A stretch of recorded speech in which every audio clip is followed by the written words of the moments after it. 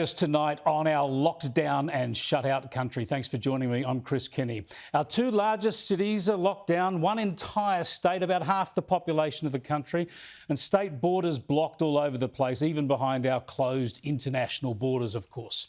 What we give you here tonight and every night, night after night, are the facts, the expert opinions, my views too, and the debates that we need to be having about the way forward.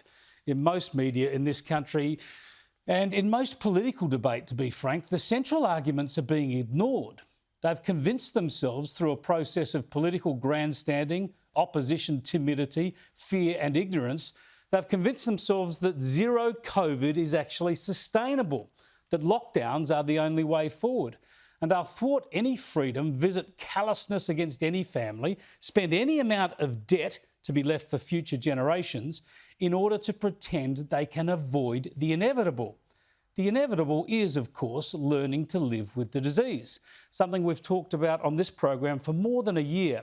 It wasn't possible back then. We didn't know enough about the virus, our treatments were poor, and crucially, we had no vaccines. Now we're in a brilliant position, but politicians of every party, most media, and even some experts are too busy scaring people into thinking we're actually in a dire situation.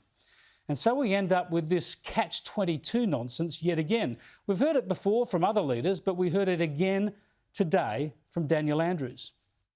We've got no choice. We've got to do this. Otherwise it'll get away from us. And as we, more than any other part of our nation, know, we don't want this getting away from us and being locked down for months. Yep, it's the old let's lock down to avoid the lockdowns line. Strange times indeed. This is the same Daniel Andrews who said yesterday that you only get one chance to beat the virus. Then he said they'd beaten it before.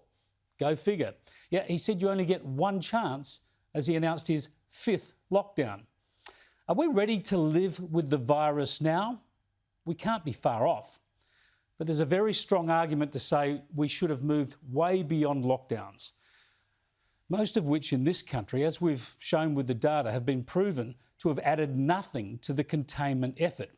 Here we are in 2021 with lockdowns, over-the-top rules and heartless decisions, strong enforcement and fears, lots of fear peddled to justify all this, of course.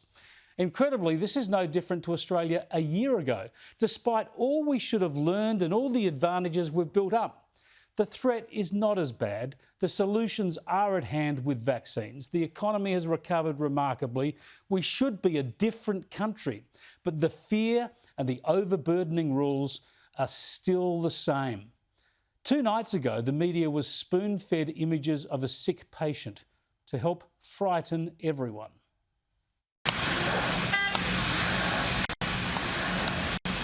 Shallow breaths. A sign this man's body yearns for oxygen. We don't know his name, but he's given consent to share his fight. It's lonely in intensive care. No visitors are allowed. His only company, nurses and doctors, keeping him alive. Now, all the best to that man, of course, and thank you to all the wonderful medical staff. But this is a deliberate ploy to convince people about the threat of the virus, to frighten especially the young. And it was taken up by most of the media, of course. I don't think we need this. I think all Australians know about the threat and the risks. We've talked about little else for the past 18 months. And the facts are what matter, not trying to pretend that the threat is just as palpable for the young as it is for the old. The threat of this disease, mercifully, is minuscule in children and young, healthy adults. I've talked before about how there is too much fear. We've shared polling that shows people think the virus is at least 38 times more dangerous than it is and more deadly than it actually is. And there was an interesting article in the Crikey website this week that helps to explain why.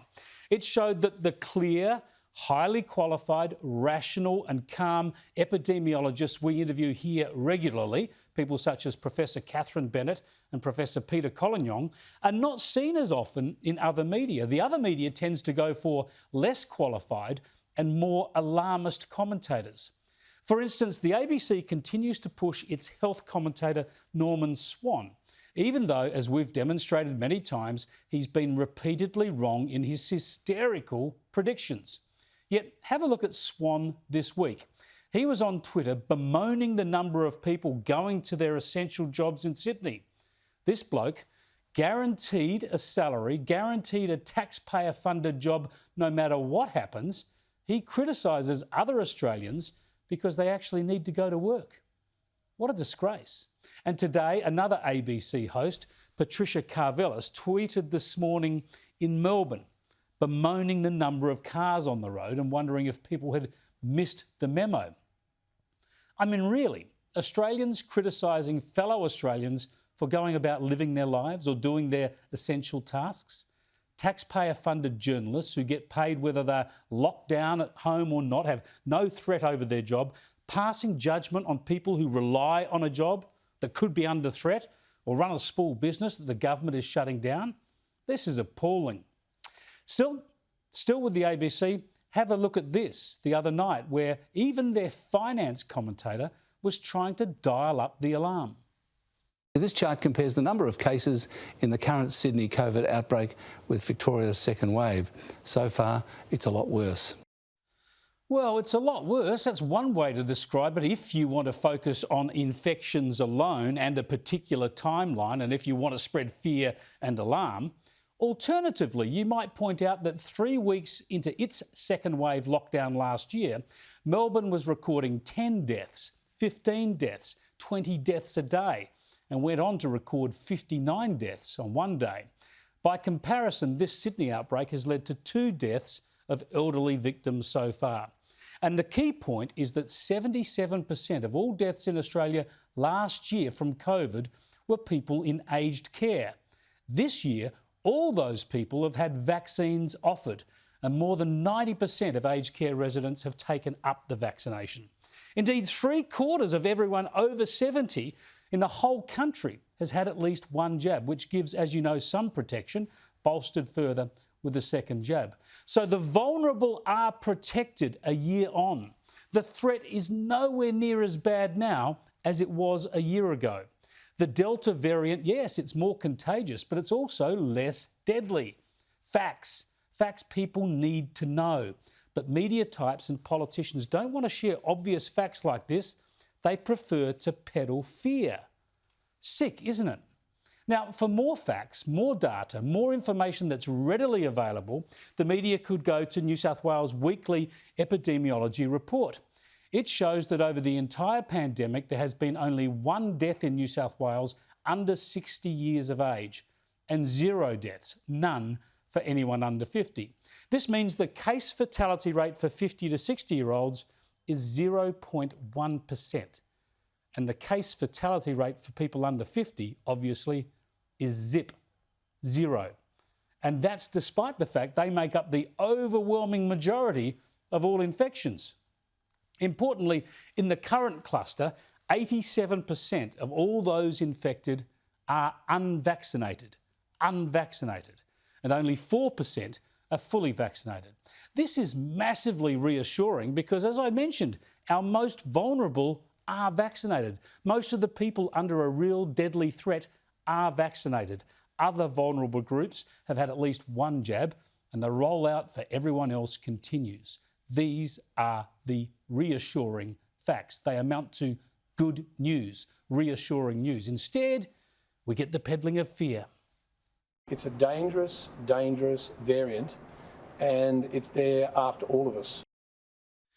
Now, of course, this is a big public health challenge. Of course, we need to take care and manage the inevitable spread of the disease. But when you look at it like this, you'll not be scared out of your wits when you look at all the salient facts. In fact, more people have died from the vaccine in Australia this year than the disease. Now, I'm no anti-vaxxer. I've got no time for that. I've had my first jab and I urge everyone to do the same. But it is a fact that betrays our risk aversion, isn't it?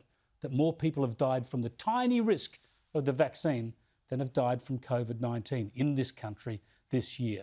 Surely, armed with all these facts, people would accept at least the need to debate our approach of lockdowns and border closures, if not oppose them outright. Instead, we get journalists at press conferences demanding tougher rules and faster lockdowns. And we have the police talking like they're running a police state. Last night, we saw a young man with a van, some music equipment, pull up near the CBD of Manly down near South Stein and host what we would term was a pop-up party. We just accept this now? The politicians are not engaging in this debate at all. They need to have this debate. And that's why lockdowns are not being used only as a last resort, as we were promised. And when will they ever deal with the inevitable challenge of living with the virus in our midst, as we must and as we will eventually? Look, this zero COVID nonsense is everywhere, even on this station, as some of you have pointed out to me. But at least here, we give you the facts and a diversity of views. At least we recognise that this is the debate of the moment. Over at the ABC, it's all alarm, cheering for lockdowns, applauding the expansion and intrusion of big government, and disdain for people doing it hardest. Listen to this exchange the other morning. One person says in our suburb, the florist and 2 homeware stores are open and trading. I mean, should they be, Treasurer? You said most stores are shut. Should a florist, homeware store, should they be open? Look, Fran, we're constantly reviewing it. But should they be? I mean, let's get some clarity now. Well, Fran, the clarity is, from my perspective, the majority of retail, the vast majority of retail should be closed. Horrible, isn't it? Imagine you're a hard-working small business owner desperately trying to keep your business trading in this environment, your employees in work, your family business alive, and you have taxpayer-funded broadcasters campaigning to shut you down. I keep telling you, this country is becoming unrecognisable, and that's the thing that really scares me.